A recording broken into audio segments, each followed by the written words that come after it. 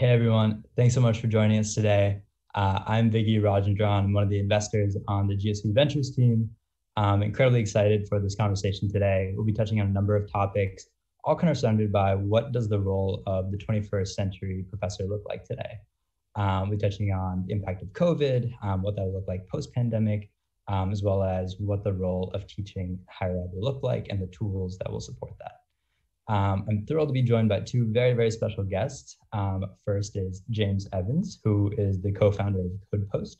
CodePost is a teaching tool that makes it easier for CS instructors to provide high-quality feedback on programming assignments and do that at scale.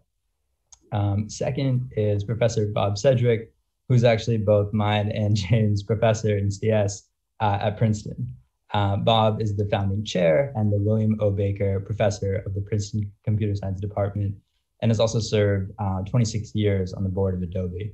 He was a recipient of the 2018 ACM Carl V. Karlstrom Outstanding Educator Award and the 2018 Leroy P. Steele Prize for Mathematical Exposition.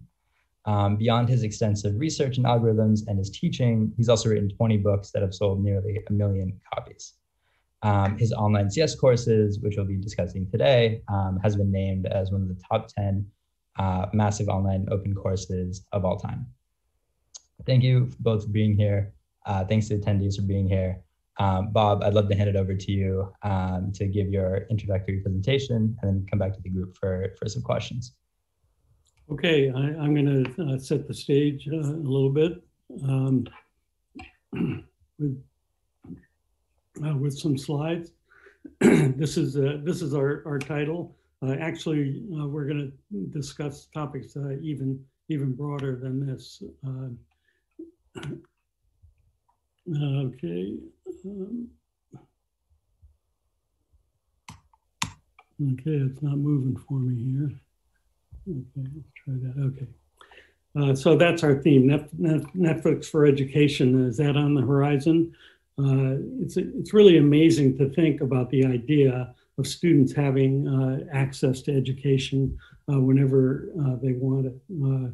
There's lots of content creators, millions of professors out there, and I don't know, hundreds of millions or even billions of consumers. So that is just an incredible opportunity. But really the missing link is some sort of marketplace for the 21st century. We're stuck in really ancient marketplaces. So one of the things, I've been at this for 7, 8 years now, but one of the things that I realized right away is that there are lots of these millions of faculty out there that are preparing and giving the exact same lectures. And that really seems wasteful. And actually people have done research and we know that the format of getting students together in a large lecture room is just flawed. It doesn't work. And why are we still using it? And what we have found with the advent of the MOOC and then later other applications like we're going to talk about is that if you have really well produced online lectures, you can address both of these problems and give students a much better experience than ever before. Now we're going to talk about this in the context of computer science, and that's really another theme of this that I've been working on for a long time, is that students today need to know not just coding, they need to know computer science. They need a year or more of computer science. Really, almost every college student needs that. The demand is very high for this now, deep into the curriculum. But there's not very many institutions that are really able to meet this demand. And now there's the pandemic. And the thing about the pandemic is that we immediately recognize within a day that the way we're doing things is a solution to the pandemic, because that's the way we've been doing things for years. And so for us, the transition was extremely easy. And just watching how other institutions and people are responding, for me, it's quite surprising that the big push is to try to get back to the way it was before the pandemic. I don't think of it that way. I don't think it was so good before the pandemic. And I think the disruption is really an opportunity to really do some exciting things in higher education. So these are all themes that we'll touch on in this hour. Just to set the context, the problem for computer science really for the last 50 years is that we haven't had a standard textbook. Physics, chemistry, math, biology, many people can remember or name the standard textbook that was used all over the country or all over the world for these fields, where for computer science, we really didn't have one. So definitely in the background, most of my career, I've been working on this problem. And early on, I published my algorithms textbook that sold very well for decades and might be counted as a standard textbook. But really, we needed an introductory textbook that first-year students could take immediately. And just finished that one in 2016. And it really can stand right up there with the intro courses at Princeton in economics, physics, biology, and other disciplines. These are now used in two of Princeton's most popular courses ever, and they're widely accepted elsewhere. A huge percentage of Princeton students use these books.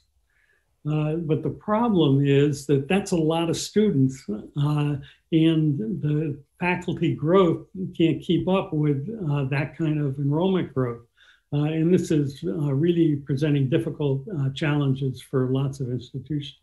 Here at Princeton, however you want to measure it, we're maybe 10% of the university, but only 5% of the faculty. And over a long period of time, that's a problem. And many institutions are finding this. There was a report of the National Academies of Science, Medicine, Engineering that describes this crisis in great detail and recommending that educational institutions have to respond with urgency to deal with this problem. But really, most are just too exhausted to do it, just getting through the day. So what are you going to do? You're going to double the size of the faculty? Well, some places are maybe sort of getting there over what they were a decade ago, or double CS faculty salaries. That doesn't work because they can get 5 times what they're making in industry. So what most places are doing, or many places, are just limiting enrollments in computer science. I think that's bad on many levels. But what we have found is that if you have a model that scales, not only do we had to have such a model to succeed at Princeton, but I think that's true more broadly. Because once you have a model that scales, you can vastly extend the impact of what you're doing. And also, a model like that is not necessarily specific to computer science. You can use a similar model for math, chemistry, physics, or whatever else you want and give much better experience to your students. So I'm going to talk about our model, which is the one that is really our topic today. And the idea is to embrace 4 abstractions that are familiar to people, but brings us into the 21st century. So the first is there's going to be a textbook. A lot of people think that textbooks are gone and online content is all there is. Really, the book is here to stay. It does a lot of things, and I'll just touch briefly on that. Then there's video lectures. So that also is something that we're going to talk about. I think the abstraction of a lecture is really important for education. It's where you introduce content and inspire further study in it. The thing is, it can be online. It doesn't have to be in a big lecture hall. You also need web content that allows students to explore and interact with the material and to address content types that you can't put in a physical textbook. And then you need web services to support scaling to handle large numbers of students in an appropriate manner. So The benefits of this model, and we'll talk about some specific ideas, is that it's consistent. It's large number of students can get the same experience, and it scales, and it's flexible. And we call it active teaching and learning because the students are choosing when and how they want to teach and learn. And we've got 4 courses that are built according to this model and have already reached a lot of people. So one thing is the online lectures. They started with MOOCs, but they have lots of different uses. For example, I don't give live lectures at Princeton anymore. I use online lectures, and actually 5 courses a year. Most professors teach 1 course and then maybe 1 graduate seminar, but mine's used for 5 different courses a year, and they're used in many other places around the world. There's various outlets, and around 1 million people have already watched some of these lectures. And we're definitely working on scaling this whole experience to reach many more people. I've got about 70 lectures out there, maybe an hour to an hour and a half each. So there's extensive amount of content. This is maybe a semester and a half or 2 semesters of computer science. We also have web content. It's a thing we call the book site. They're completely integrated with the textbooks. Excuse me. You need a web presence. If somebody searches for algorithms, I want them to land on my page. As I mentioned, all different kinds of content that we couldn't put in a book, like code, like animations, exercises with answers and other things.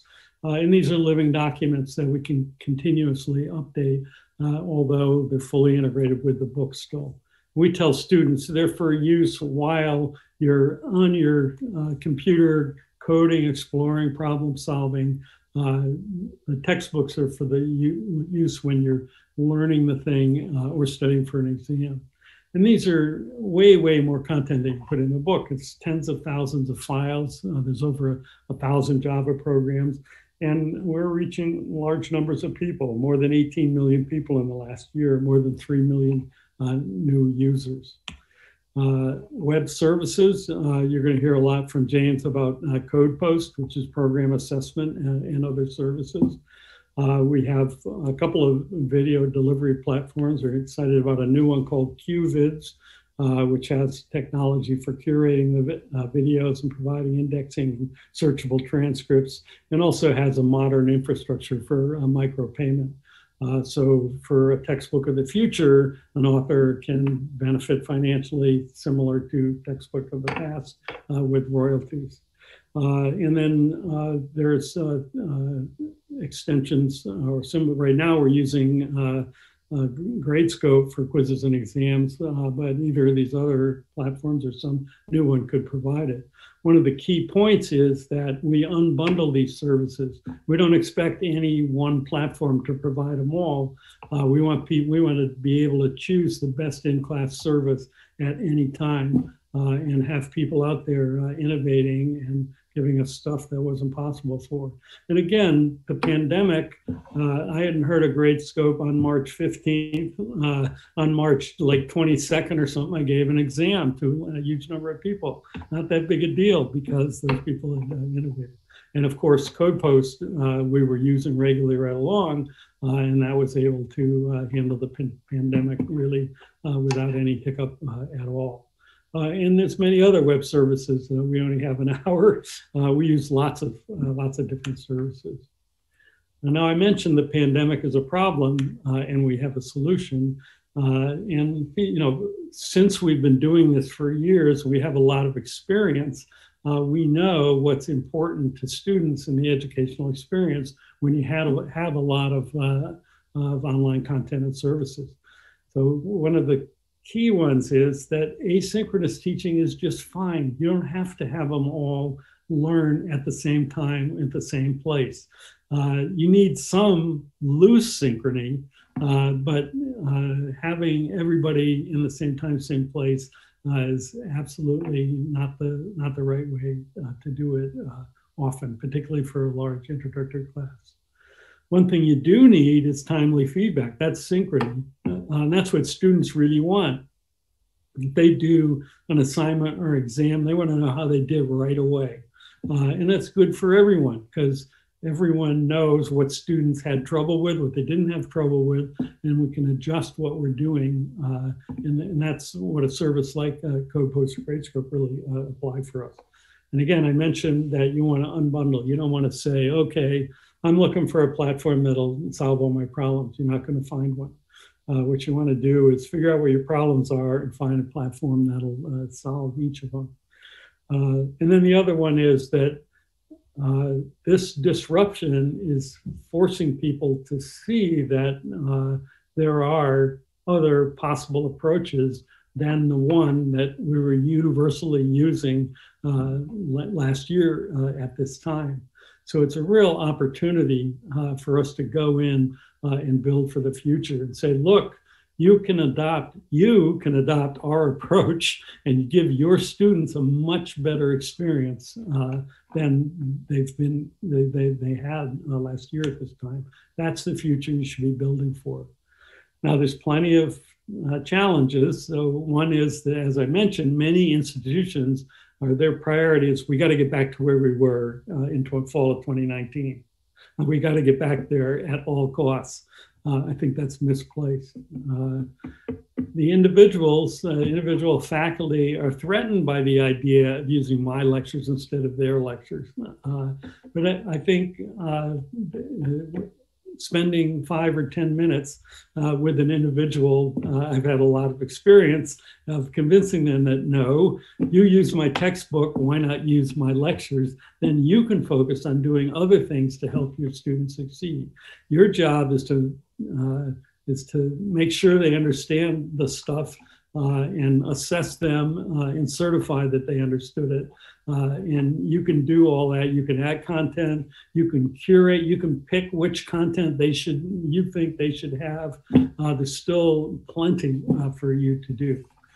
Another one that I mentioned is the marketplace is kind of a mess. The textbook marketplace of the last century, worked out. There were publishers, there were professors adopting textbook, there were royalties, people got paid.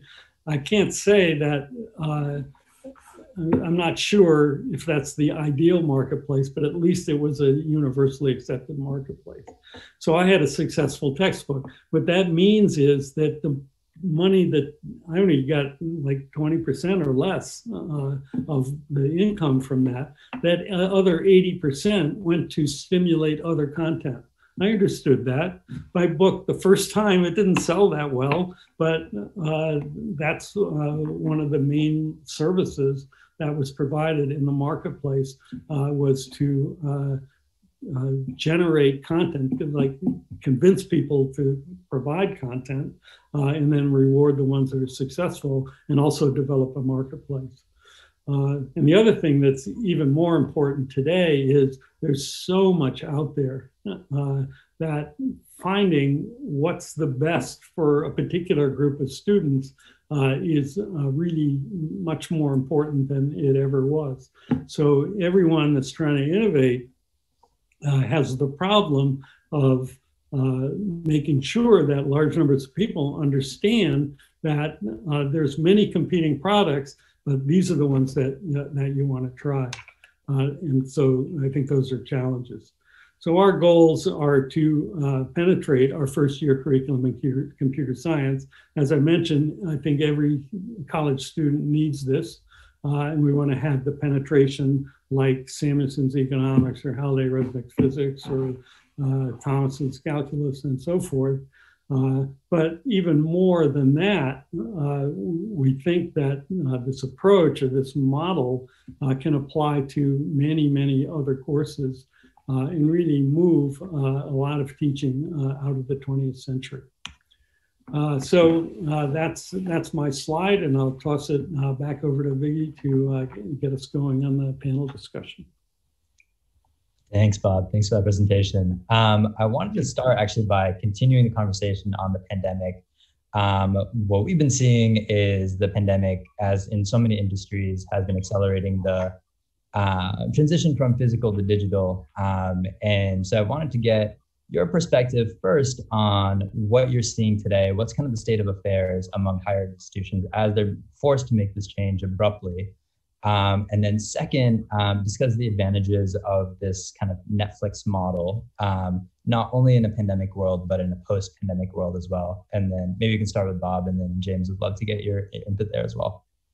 So I think there's two things about that. One is that there's pretty much universal underestimation of the difficulty of content creation. You can't expect to create a course that's going to be competitive in the post-pandemic world in a couple of months. It's going to require a massive investment. And one of the reasons that I have trouble convincing university administrators to jump into this over the past 8 years is that I go to them and say, look, you have to invest in this at the level you're investing in the library. You've got to invest massive amounts of money into supportive infrastructure and also motivating your faculty to produce quality content. So that means it's going to be a while before there's a lot of content. My lectures take 50 to 100 hours to prepare for each hour. And so it took me a lot of years to develop that content. So there's not going to be any content for a while. But I'm not unique. There's plenty of people that have created great courses. And so one of the things that people need to start doing is to look around and find great courses for their students and use them. And understand that it's not a requirement that their faculty stand in front of groups of their students every Tuesday, Thursday, 10 to 11. That's not the best way to teach them. The best way to teach them is to curate, find the best possible content, get your students to understand it and certify that they have.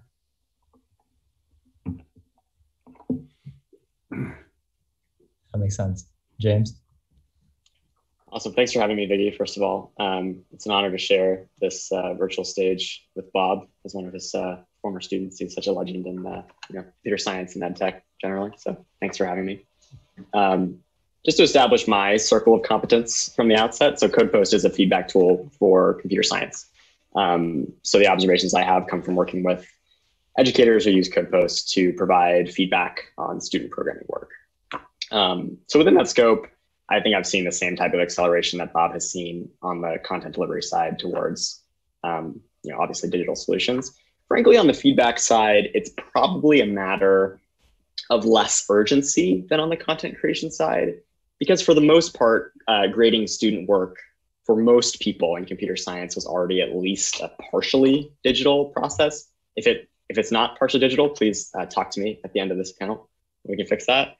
But I do think there has been a major accelerant. And that I think has just been the desire to spend less time on the boring parts of grading and feedback now that time is at such a premium because people are preparing, as to Bob's chagrin, content to deliver in a remote setting. And they also want to spend more time with students because it's more important than ever. That's great because in normal times, those things like building tools for grading are still boring. And it's also still more important to allocate that time to spending time with students, like Bob said, diagnosing learning deficiencies, giving them feedback so they can develop into excellent computer scientists and programmers. Yeah, that makes a lot of sense. Bob, on the content side, with COVID today, are you seeing a kind of acceleration in terms of universities being more open to making that investment for not just a short-term kind of quick fix for whenever COVID is a massive issue for the US and globally? Are you seeing them make the investment to make sure that this is something that they can sustain in a post-pandemic world as well? Well, I have to admit that many places are not getting it. So when they are, say, building an online solution, what they're trying to do is get more income. So you have lots of places, for example, that are limiting enrollments in computer science for undergrad, say big state universities, say only 20% of the students at, I won't name them here, but there's plenty of big universities that are limiting enrollments to something like 20% of the demand. But then they do an online curriculum and they charge them for another year for a master's.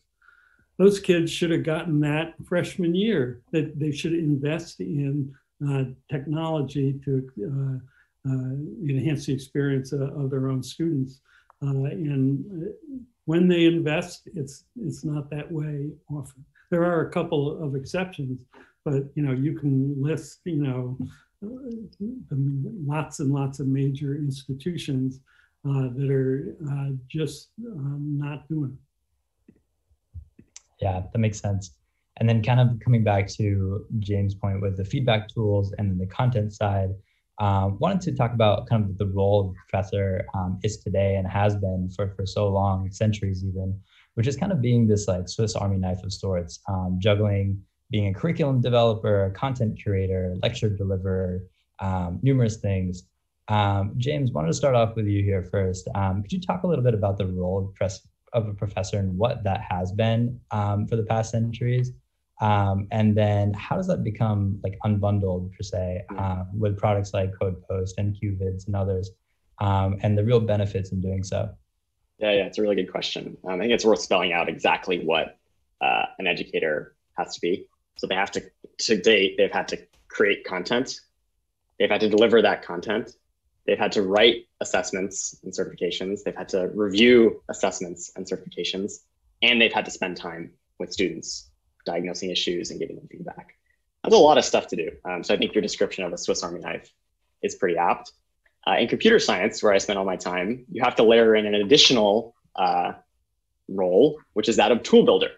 How else are you supposed to review, student programming work for potentially hundreds of students without building software to compile code, run the code, record the results, give it back to students, especially to Bob's earlier point, if you want to deliver that feedback right as the students do it. And as we know, that's the best way to deliver feedback to students, is as soon as they submit. Thankfully, computer science educators are, by nature and training developers and tinkerers. And so they're pretty well equipped to build automated test suites and the types of software I was talking about. That said, from that like cottage industry of tools, like I've probably seen, it's probably not an exaggeration to say like over 100 tools, homegrown tools for doing some flavor of providing feedback on student work in computer science. You might infer from that size of cottage industry that like there's a need for a diverse set of tools, that needs for different departments are custom.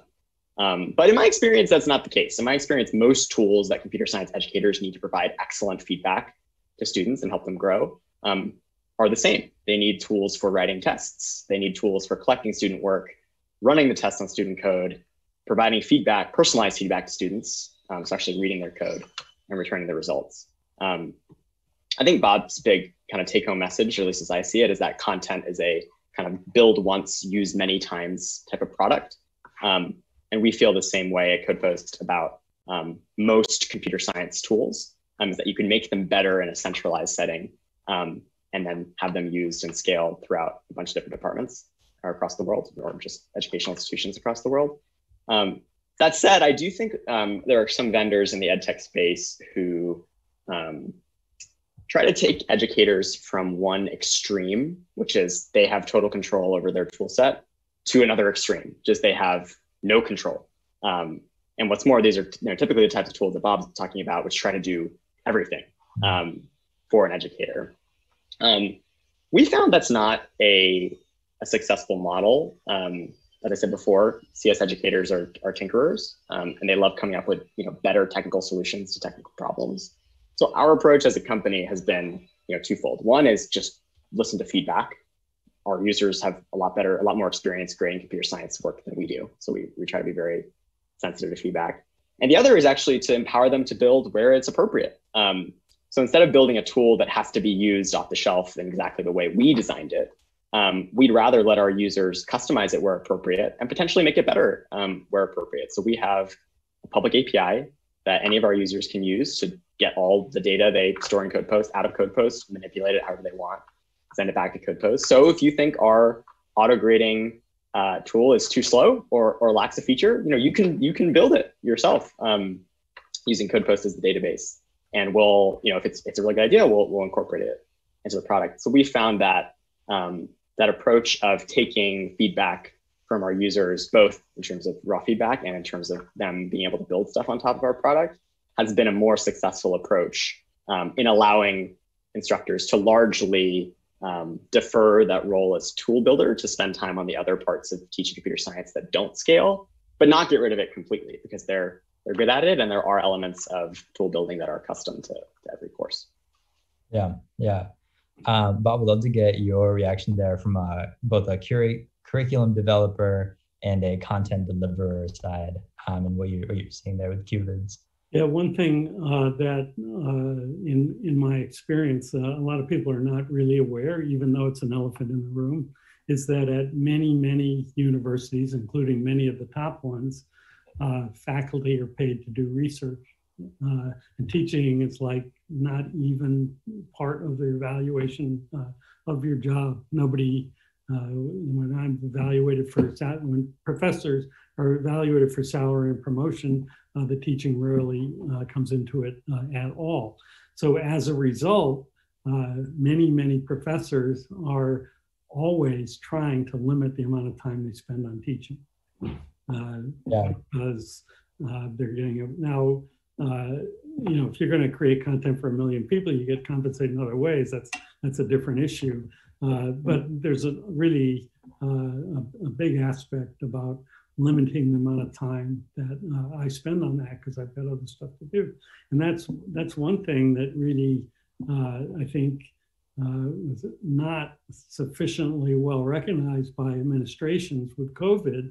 It's like, okay, why don't you guys create online courses over the summer? Well, you don't pay me over the summer, for starters at all. And, number two, that's when I catch up on my research or I have other, so not only were they underestimating the difficulty of creating the content, they didn't want to pay for it. And I think it's a big problem with many people in this space. They're taking for granted that they're going to get the content. The administrators say, well, we'll just tell the professors to create it and we'll be fine. It's not going to work that way. And companies are saying, well, they want to get their content out and we'll get it out for them, but not taking into account the massive effort that's required and the need to have a business model that appropriately rewards everyone that does a good job. The irony of it is, in the textbook publishing industry, when I published my first book, there was a guy that had each letter in lead and he had to put it on the, there were unbelievable costs involved, and it was really difficult to produce the product and to have an effective marketplace. Now there's a lot of ways to do it, and somebody's got to pick it up and do it. The other thing I want to say about CodePost, I think the thing that's really valuable about CodePost is the using modern technology. You can give the students the feedback quickly. People have their homegrown tools and stuff, but still kind of slip and slide in terms of getting. It's no good to give the students the grade to their program like after the next one's due, and people are stuck doing that all the time. So I think that's a really key aspect of these modern tools. Totally agree. It's one of the most popular features in our product is that immediate auto-grading feedback to students. And frankly, when we talk to educators about whether it makes sense to adopt our tool, that's often an unsolved pain point. It's students saying, I don't want to deal with for two reasons, it's a pain. I don't want to deal with the anxiety of not getting results for 48 hours more, sometimes more, a week, after I do, say, an in-class exam or a programming assignment. But the other reason is pedagogical. Like you will learn less from feedback if it's delivered, many hours after you do the assessment. And so I think just pedagogically, it's really great to say, hey, the way you were thinking about this problem 15 minutes ago was incorrect in this way. And maybe you give the students the opportunity to correct that thinking. And that's that leads to a much better learning outcome than, hey, you did this thing 2 weeks ago, you got a 74 out of 100, but maybe you've forgotten exactly the thought process that got you to that slightly correct answer. It's so obvious, and it's embarrassing that it took us so long to get there.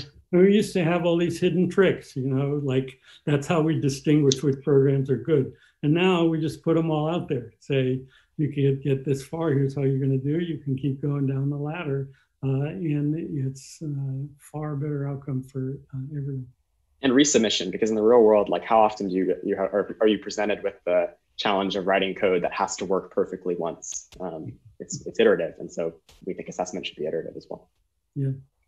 Yeah, and that kind of ties well into the next question that I had, which is kind of this misinformation or misinterpretation almost of these tools in higher ed institutions today, from some professors thinking that this is kind of like trying to replace the role of a professor, to thinking that, for example, if students aren't live, then they aren't engaged. There's kind of these obstacles almost in getting these tools adopted by these institutions today. Either Bob or James, whoever wants to go first, would love to get your perspective on what are those core obstacles today in getting this adopted. And then two, we can kind of move into what the modern role of professor looks like today. I guess I'll go first, since I taught 2 courses in the pandemic. And I think that you need, like I said, you need light synchrony.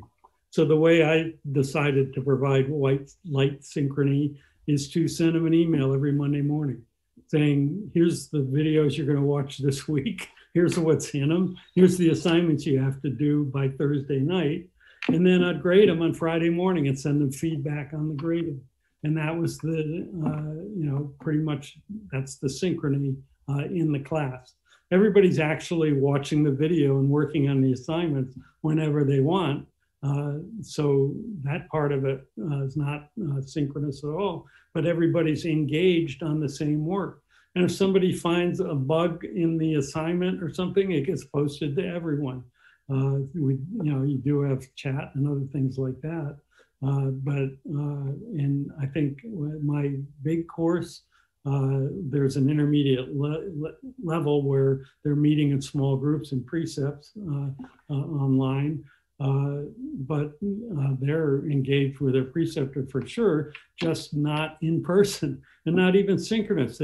People move to a model where, and they're doing this in schools right now, we'll meet for 5 minutes, we'll discuss what you have to do for the next hour, and then we'll meet at the end of the hour, and if anybody has a question, put it up on chat or whatever. People are engaged in that way. It's not insisting on doing it the old way, but just using a camera and a screen instead. It's synchrony that's loose, but absolutely students are engaged and they're not going to succeed. People say, how do you get them to watch the videos? I say, I'm going to give them a quiz every 4 weeks on the content of the videos, and I'm going to tell them that. Guess what? They watch the videos, and that scales even if it's not me.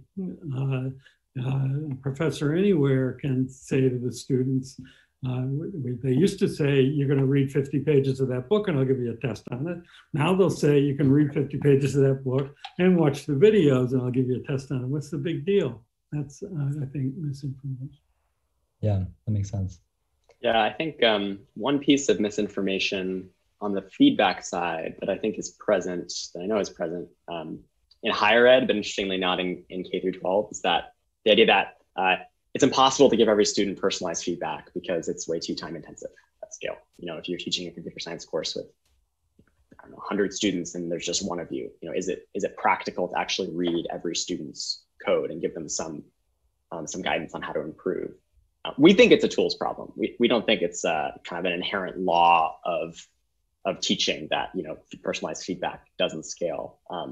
So if we nerd out for a second, let's think about, hopefully there's some computer scientists in the audience. If you think about the computational complexity of feedback. So writing a set of test suites that will run, that will basically compare the output of student work to some expected outputs. That's an O of 1 operation. You can do it once and then it scales to however many students. So CodePost, for example, was used by quite a novel course at Stanford called Code in Place that had over 7,000 students. And still, writing tests for the assignments in that course only took a fixed amount of time. It didn't scale with the number of students. Personalized feedback isn't O of 1, it's O of n. It scales in the number of students you have. And that's where the intuition that, oh, this isn't feasible at scale comes from, because I can't automate it. I have to spend actual time with every student.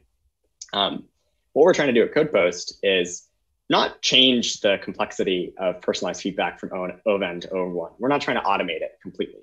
We're trying to drive down the coefficient so that you can provide really high quality and actually personalized feedback, reading students' code in a shorter amount of time. And we do that by making it really easy to make comments, by making it easy to leverage rubrics, making it easy to see what code a student has written and differentiate that from template code.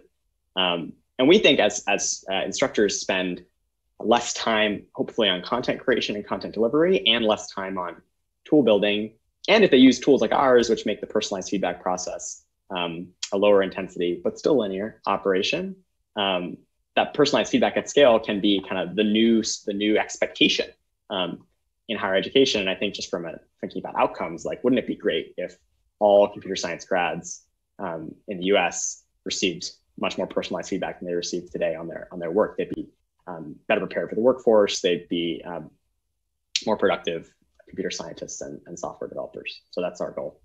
Yeah, I think just to hammer that point home, out of those 7,000 students, there's a lot of cases where like 4,000 of them need the same comment. So that's personalized, and that's what can be automated. So maybe there's really only like 30 comments that need to be provided and sorted out to those 7,000 students. Well, now you're talking about scale, because if there's 70,000, it's not going to be 10 times the number of comments that get provided. So really, and these are tractable technical problems. Clustering student work into assignments that look similar so that you can review them all at once is a hard problem, but it's not intractable. Yeah, and particularly if you're doing a good job, like half of them, are just fine. Good job, you say. That's their personal achievement. Well, James, I loved your reference to time complexities. I'm sure that was a proud moment for Bob. Sorry. That was great. We just have 2 minutes left. So one question from the audience is basically, how can students and teachers build close relationships in a virtual learning environment, especially if teachers are not the one giving the lecture themselves? I know you both have some thoughts on this, so maybe make this like a lightning round with the last minute here. Well, you don't get much of a personal relationship when you're in a room with 400 students, but individualized emails build a personal relationship. Communication via chats and other things builds a personal relationship much more than in the past. The answer has to be personalized feedback. Yeah, right. But I agree with Bob. Yeah. Awesome. And the last 30 seconds here, what are kind of the